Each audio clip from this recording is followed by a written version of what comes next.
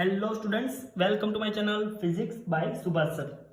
Moving charges and magnetism के इस lecture में हम पढ़ेंगे motion in combined electric and magnetic fields. सबसे पहले हम यहां पर पढ़ने वाले हैं वेलोसिटी सिलेक्टर। लेट सपोज कोई स्पेस है जिसको हमने कोऑर्डिनेट सिस्टम के फॉर्म में यहां पर ड्रॉ किया हुआ है। इस स्पेस में electric field positive Y direction में है, magnetic field positive Z direction में है।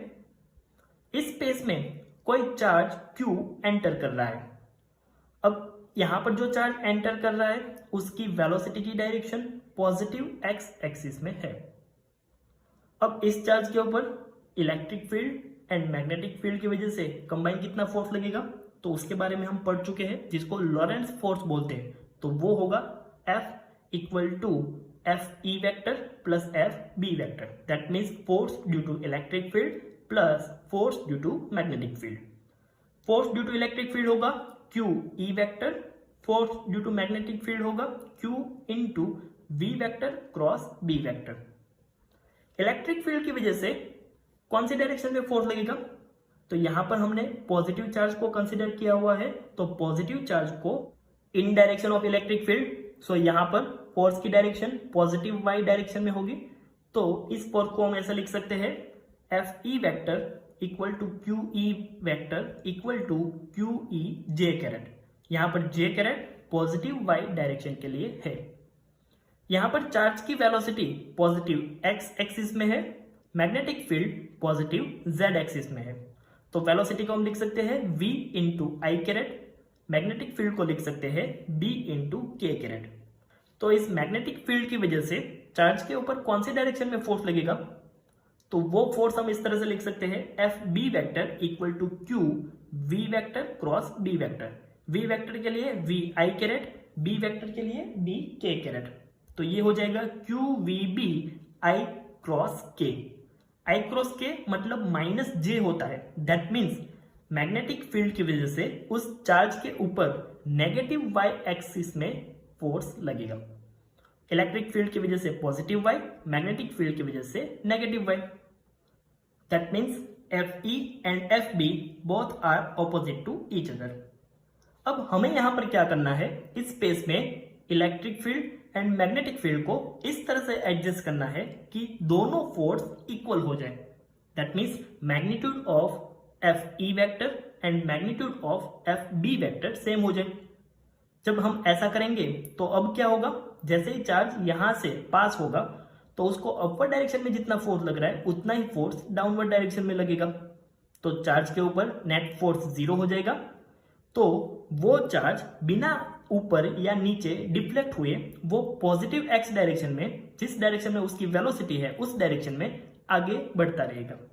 इस केस में हम ऐसा भी लिख सकते हैं कि यहां पर force due to electric field equal to force due to magnetic field हो जाएगा। So q E equal to Q we B. Solve करेंगे तो यहां से हमें इक्वेशन मिलेगा v equal to E upon B. That means यहां पर जो भी चार्ज की वेलोसिटी ई अपॉन बी के मैग्नीट्यूड जितनी होगी वही चार्ज बिना डिफ्लेक्ट हुए आगे बढ़ेगा, बाकी चार्जेस ऊपर या नीचे की ओर डिफ्लेक्ट हो जाएंगे। इस कंडीशन का यूज करके अगर कोई ऐसा बीम है जिसमें डिफरेंट डिफरेंट स्पीड के चार्जेस है, उस बीम में से कोई पर्टिकुलर वेलोसिटी वाला चार्ज हमें अलग निकालना है तो वो हम निकाल सकते हैं। इसी वजह से cross E and B field को यहां पर हम देख सकते हैं electric field and magnetic field एक दूसरे से क्रॉस है। ऐसी फील्ड को वेलोसिटी सिलेक्टर बोलते हैं, क्योंकि इसका यूज करके हम पर्टिकुलर वेलोसिटी वाला चार्ज सिलेक्ट करके उसको अलग निकाल सकते हैं। सिर्फ वही पार्टिकल जिसकी स्पीड E अपॉन बी जितनी होगी वो अनडिफ्लेक्टेड रहेगा, बाकी चार्जेस डिफ्लेक्ट हो जाएंगे अलग अलग डायरेक्शन में। सो इस तरह से वेलोसिटी सिलेक्टर का यूज होता है। नेक्स्ट हम देखते हैं साइक्लोट्रॉन।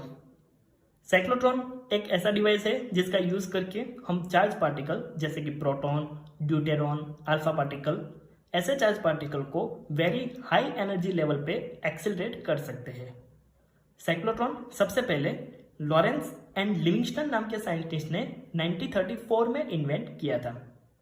अब हम साइक्लोट्रॉन का प्रिंसिपल समझते हैं जैसे कि हम जानते हैं किसी भी चार्ज पार्टिकल को अगर इलेक्ट्रिक फील्ड में से मल्टीपल टाइम पास करवाया जाए तो उसकी एनर्जी लेवल को एक्सीलरेट किया जा सकता है। अब चार्ज को इलेक्ट्रिक फील्ड में मल्टीपल टाइम कैसे हम पास करवाएंगे, तो उसके लिए हम मैग्नेटिक फील्ड का यूज करेंगे, क्योंकि हम जानते हैं कि अगर किसी चार्ज को मैग्नेटिक फील्ड में रखेंगे तो वो चार्ज मैग्नेटिक फील्ड में यूनिफॉर्म सर्कुलर मोशन करेगा। उसके अलावा जो चार्ज यूनिफॉर्म सर्कुलर मोशन कर रहा है उस चार्ज की फ्रीक्वेंसी उस चार्ज के वेलोसिटी या उसके मोशन की रेडियस के ऊपर डिपेंडेंट नहीं होती, जो हम लास्ट लेक्चर में पढ़ चुके हैं। यहां पर साइक्लोट्रॉन का कंस्ट्रक्शन दिखाया हुआ है, जहां पर आप देख सकते हो कि मैग्नेटिक फील्ड डॉट से डिनोट किया हुआ है। दैट मीन्स यहां मैग्नेटिक फील्ड की डायरेक्शन प्लेन ऑफ पेपर से आउटवर्ड डायरेक्शन में है। इसके अलावा यहां पर दो मेटालिक डीज रखी हुई है, जिसका शेप इंग्लिश लेटर डी जैसा है, इसलिए इसको डीज बोलते हैं। इस डीज को ऑसिलेटर के साथ कनेक्ट किया हुआ है। इस ऑसिलेटर से इस डीज को एसी सप्लाई मिलेगा। मतलब इस सप्लाई की वजह से डीज D1 अगर पॉजिटिव पोटेंशियल पे है तो डीज D2 नेगेटिव पोटेंशियल पे होगी। अगर D2 पॉजिटिव है तो D1 नेगेटिव होगी। इसको इस तरह से कंस्ट्रक्ट किया हुआ है कि जब कोई चार्ज पार्टिकल इस दो डीज के बीच के एरिया में होगा तब उसके ऊपर इलेक्ट्रिक फील्ड एक्ट होगा। लेकिन जैसे ही ये चार्ज पार्टिकल इस डीज के अंदर एंटर हो जाएगा तो अब उसके ऊपर इलेक्ट्रिक फील्ड एक्ट नहीं होगा, उसके ऊपर सिर्फ मैग्नेटिक फील्ड ही एक्ट होगा, क्योंकि डीज के अंदर उसको शील्ड किया हुआ होगा। अब वर्किंग समझते हैं। लेट सपोज कोई पॉजिटिव चार्ज को मैंने यहां पर रखा हुआ है। ऑसिलेटर की वजह से डीज D1 पॉजिटिव है एंड डीज D2 नेगेटिव है। अब यह पॉजिटिव चार्ज नेगेटिव पोटेंशियल की ओर अट्रैक्ट होगा। यहां पर electric field D1 to D2 की डायरेक्शन में होगी। दैट मीन्स ये पॉजिटिव चार्ज D2 की ओर आगे बढ़ेगा और वो एक्सीलरेट होगा, क्योंकि यहां पर इलेक्ट्रिक फील्ड अप्लाई है। जैसे ही ये चार्ज इस डीज के अंदर एंटर हो जाएगा, अब अंदर तो वो शील्डेड है, इसलिए यहां पर इलेक्ट्रिक फील्ड उसके ऊपर वर्क नहीं करेगी। यहां पर उसके ऊपर सिर्फ मैग्नेटिक फील्ड ही वर्क करेगी। तो अब जैसे ही ये चार्ज इस डीज के अंदर एंटर होगा वो यूनिफॉर्म सर्कुलर मोशन करेगा। यूनिफॉर्म सर्कुलर मोशन करके जब ये चार्ज डीज के जस्ट एंड पे पहुंच जाएगा तब ऑसिलेटर की वजह से दोनों डीज के पोटेंशियल चेंज हो जाएंगे। दैट मीन्स अब D1 negative and D2 positive हो जाएगा। जिससे क्या होगा, जब ये चार्ज एक डीज से दूसरी डीज की ओर एंटर हो रहा होगा तब बीच में उसके ऊपर इलेक्ट्रिक फील्ड लगेगा। जिससे क्या होगा, जब वो नेक्स्ट डीज में एंटर करेगा तब उसकी वेलोसिटी पहले से ज्यादा होगी। वेलोसिटी ज्यादा है तो वो जिस सर्कुलर पाथ पे मोशन कर रहा है उस सर्कुलर पाथ की रेडियस भी ज्यादा होगी, क्योंकि हम आगे पढ़ चुके हैं कि इस यूनिफॉर्म सर्कुलर मोशन के लिए रेडियस का फॉर्मूला होता है R = mv/qb। Each time the acceleration increases, the radius of the circular path increase, so the path is a spiral one। यहां पर हम देख सकते हैं कि इस तरह इस चार्ज का पाथ स्पाइरल जैसा हो जाता है। लेट सपोज इस चार्ज के लिए एक कंप्लीट रोटेशन करने के लिए टाइम पीरियड t है, तो डीज के एक एंड से दूसरे एंड तक पहुंचने के लिए उसको टाइम लगेगा t/2, जहां पे टाइम पीरियड t का फॉर्मूला होता है t = 1/fc = 2πm/qb, जो हम आगे पढ़ चुके हैं। तो यहां से हम fc का फॉर्मूला लिख सकते हैं fc = qb/2πm। यहां पर fc को साइक्लोट्रॉन फ्रीक्वेंसी बोलते हैं। The frequency fa of the applied voltage, हमने यहां पर जो ऑसिलेटर के थ्रू वोल्टेज दिया हुआ है उसकी frequency fa is adjusted so that the polarity of the D's is reversed in the same time that it takes the ion to complete 1/2 of the revolution। इस ऑसिलेटर में जो supply voltage है उसकी frequency हम इस तरह से adjust करेंगे कि जब भी ये चार्ज यहां पर एंड पे पहुंचेगा तो उसकी पोलैरिटी चेंज हो जाए। जिससे ये कंटिन्यूसली स्पाइरल पाथ पे चलता रहे।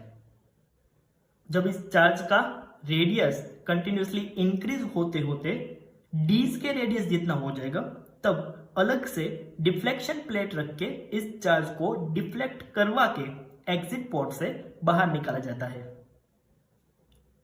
द रिक्वायरमेंट एफ ए मतलब supply voltage frequency equal to F C मतलब साइक्लोट्रॉन फ्रीक्वेंसी, इस केस को रेजोनेंस कंडीशन बोलते हैं। The phase of the supply is adjusted so that when the positive ion arrive at the edge of the D's, another D's is at a lower potential and the ion are accelerated across the gap. जब charge की radius D's के radius जितनी हो जाएगी, तब हम ऐसा लिख सकते हैं इस चार्ज के लिए centripetal force equal to magnetic force. Centripetal force होता है mv² अपॉन r, जहां पर r रेडियस ऑफ D है। मैग्नेटिक फोर्स qvb है, तो यहां से हमें v का फॉर्मूला निकालना है, तो हम ऐसे निकाल सकते हैं v equal to Q B R upon M. ये वो वेलोसिटी है जिस वेलोसिटी से चार्ज एग्जिट पोर्ट से बाहर निकलेगा, मतलब चार्ज साइक्लोट्रॉन में से जब बाहर निकलेगा तब उसकी वेलोसिटी इतनी होगी। As the ion have the required energy to have a radius approximately that of the Ds, they have the deflected by the magnetic field and leave the system via an exit slit. अब हमारे पास velocity है, तो हमें अगर जो charge बाहर निकल रहा है उसकी काइनेटिक एनर्जी फाइंड करनी है, तो हम वेलोसिटी के यूज करके ऐसे निकाल सकते हैं। काइनेटिक एनर्जी होती है 1/2 mv², v की वैल्यू qbr अपॉन m रखेंगे तो ये हो जाएगा 1/2 m into qbr upon m whole square, तो ये होगा 1/2 mv² equal to 1/2 q² b² r² upon m। ये इक्वेशन ये इंडिकेट करता है कि चार्ज पार्टिकल की kinetic energy radius of path के ऊपर भी डिपेंड करती है। काइनेटिक एनर्जी r के स्क्वायर के प्रोपोर्शनल में है। नेक्स्ट हम देखते हैं uses and limitation of cyclotron. The high energy particle produced in a cyclotron are used to bombard nuclei and study the resulting nuclear reaction and hence investigate nuclear structure. Nuclei के साथ इस high energy particle का bombarding करवा के हम nuclear reaction के बारे में स्टडी कर सकते हैं एंड इसके अलावा न्यूक्लियर स्ट्रक्चर के बारे में इन्वेस्टिगेशन भी कर सकते हैं। It is used to produce radio active isotopes which are used in hospital for diagnosis and treatment. Cyclotron का यूज करके, उसके हायर एनर्जी पार्टिकल्स का यूज करके हम रेडियो एक्टिव आइसोटॉप्स प्रोड्यूस कर सकते हैं, जिसका यूज हॉस्पिटल में डायग्नोसिस एंड ट्रीटमेंट में होता है। It is use to implant ions into solid and modify their property. किसी सॉलिड के अंदर आयन को इम्प्लांट करके उसकी प्रॉपर्टी मॉडिफाई करने के लिए भी ऐसे हायर एनर्जी पार्टिकल्स का यूज होता है। नेक्स्ट हम देखते हैं लिमिटेशन ऑफ साइक्लोट्रॉन। साइक्लोट्रॉन का यूज करके हम सिर्फ हेवी वेट चार्ज पार्टिकल जैसे कि प्रोटॉन, ड्यूटेरॉन, अल्फा पार्टिकल, ऐसे चार्ज पार्टिकल को ही एक्सेलरेट कर सकते हैं। अगर हमें साइक्लोट्रॉन का यूज करके लाइट वेट चार्ज पार्टिकल जैसे कि इलेक्ट्रॉन को अगर एक्सेलरेट करना है तो उसके लिए गीगाहर्ट्ज ऑर्डर की फ्रीक्वेंसी चाहिए। नेक्स्ट लिमिटेशन है लार्ज स्पेस में constant magnetic field and electric field को मेंटेन करना भी थोड़ा डिफिकल्ट है। इसी वजह से सिंक्रोट्रॉन जैसे एक्सेलरेटर का यूज होता है। कोई ऐसा पार्टिकल है जिसका कोई चार्ज ही नहीं है जैसे कि न्यूट्रॉन, ऐसे पार्टिकल को साइक्लोट्रॉन में एक्सेलरेट नहीं कर सकते हैं। तो ये हो गए uses and limitation of cyclotron.